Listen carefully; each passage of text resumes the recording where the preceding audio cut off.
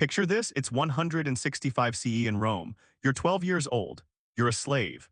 And today, your master has given you a sword and told you to kill a man in front of 10,000 screaming citizens. His name doesn't matter. He's a criminal, a deserter, maybe just someone who angered the wrong senator. Your job is simple: make it last, make it spectacular. Make sure the crowd gets what they paid for. If you hesitate, if you show mercy, if you fail to deliver the performance expected, you'll be the one bleeding in the sand tomorrow. This is your life now. This is what Rome built its entire system of social control upon. And this 12-year-old executioner, this traumatized child forced to perform state-sanctioned murder as public entertainment, is about to break the empire in ways historians still refuse to fully acknowledge. You've been told gladiatorial combat was about honor, about martial valor, about giving criminals a chance to die with dignity. That's the myth Rome told itself, and it's the myth we've inherited. But the administrative records tell a different story. One where the psychological destruction of executioners, the systematic brutalization of children, and the commodification of human death created a moral rot so deep it destabilized the empire's ability to function. Right now, in archaeological sites across the former Roman world, there's evidence of what this system actually did to the people forced to operate it. Mass graves of gladiators showing evidence of PTSD-related self-harm. Training facility records documenting suicide rates among young executioners that exceeded 50%. Medical treatises describing a syndrome they called arena sickness, what we'd recognize today as severe complex trauma, that rendered men incapable of normal social function. The Romans knew they were destroying people. They had the evidence. They documented it extensively. And they kept the system running for over 500 years because it was too profitable, too politically useful, too central to their entire conception of power to stop. Here's what we know for certain. The vast majority of gladiators weren't volunteers seeking glory. They were slaves, war captives, and condemned criminals forced into combat. But the people who actually killed them, the executioners who performed the midday executions between gladiatorial bouts, were almost exclusively children and adolescents. Why? Because adult men who had been executioners for years became unreliable. The administrative term used in Ludus records is morally degraded. Men who had killed so many people in so many creative ways that they could no longer distinguish between arena violence and daily life. They became dangerous, unstable, prone to sudden violence against trainers, against other gladiators, even against the crowd. So the Lanisti, the slave dealers who ran gladiatorial schools, developed a solution. Recruit them young, use them hard, discard them when they broke. The average career length of an executioner was 3.2 years. Then they either died, were killed for unreliability, or simply disappeared from the records. Listen carefully to what's documented in the Satirican and other contemporary sources, sources that traditional scholarship treats as satirical exaggeration. Petronius describes a Lanista who purchased boys of good appearance between 10 and 14 years, trained them in the motions of death, and sold them to the games before their souls had hardened. Read that again. Before their souls had hardened. That's not poetic language, that's technical vocabulary describing a specific business model. You acquire children before they've fully developed moral reasoning.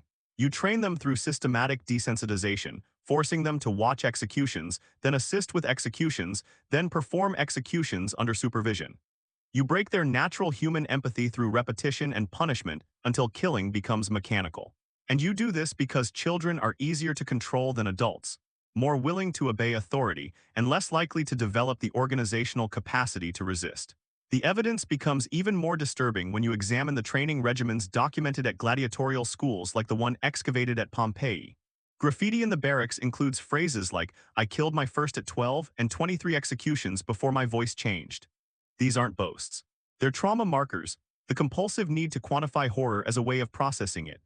Medical analysis of skeletal remains from the gladiator cemetery shows that adolescent executioners had significantly higher rates of stress fractures, joint damage, and bone lesions consistent with repetitive motion injuries.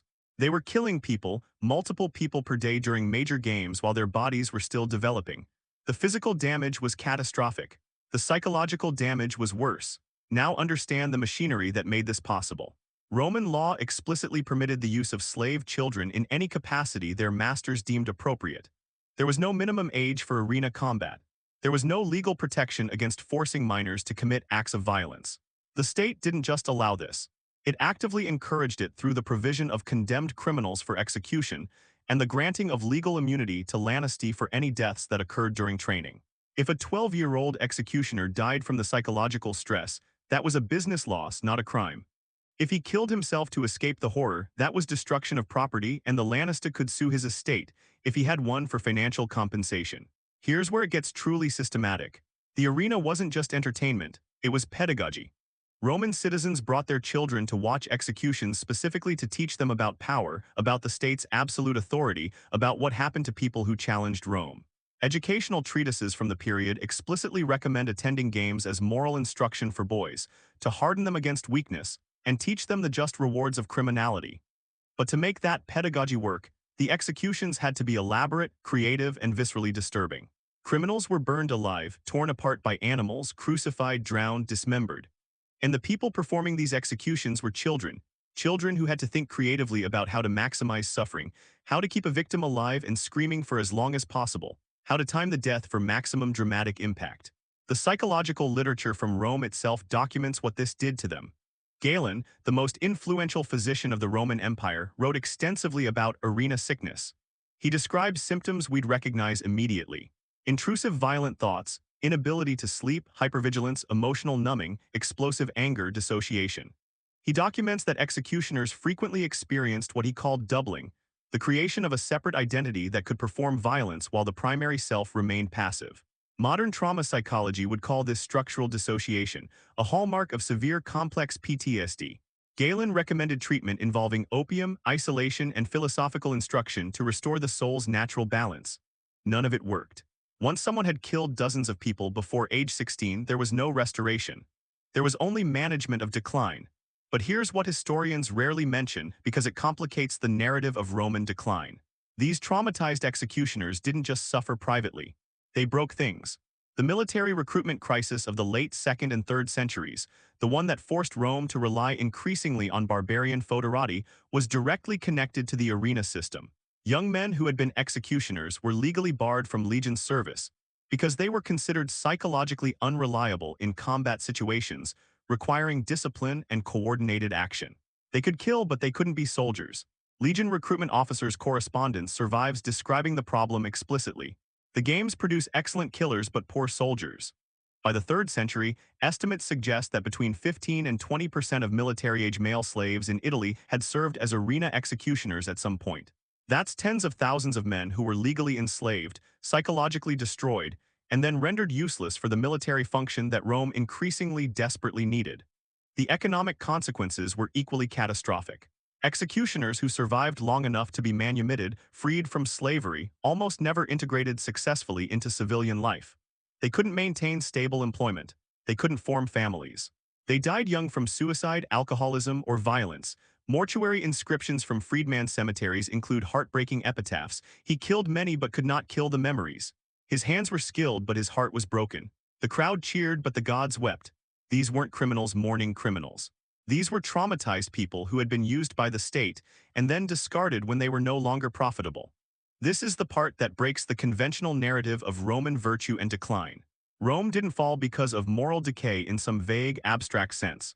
It fell because specific policies and institutions, like the arena system, systematically destroyed the human capital necessary for civilizational continuity. Every boy turned into an executioner was a boy who couldn't become a farmer, a craftsman, a merchant, a stable father, a productive citizen. Every Lannister who profited from child trauma was extracting wealth from society's future to enrich his present. Every senator who sponsored games was trading long-term social cohesion for short-term political popularity. The math was unsustainable, and everyone involved knew it. Read the letters of Seneca, who attended the games and described them with visceral horror. I come home more greedy, more cruel, more inhuman because I have been among humans. He understood the corrupting effect not just on performers but on spectators. He understood that a society that required regular exhibitions of creative violence to maintain political order was a society in terminal decline. He wrote this in 50 CE. The Western Empire lasted another 400 years. 400 years during which the evidence of systemic harm accumulated, during which alternatives were occasionally discussed, during which nothing fundamentally changed because the political class couldn't imagine governing without the arena's pedagogical and entertainment functions. The Christian prohibition of gladiatorial combat in 404 CE is traditionally celebrated as moral progress. But examine what actually happened. The games didn't stop because Romans suddenly developed empathy. They stopped because the supply of traumatized executioners had collapsed. By the early 5th century, the Lannister couldn't maintain sufficient numbers of young executioners because the suicide rate, the early mortality rate, and the simple refusal rate had all increased beyond sustainable levels.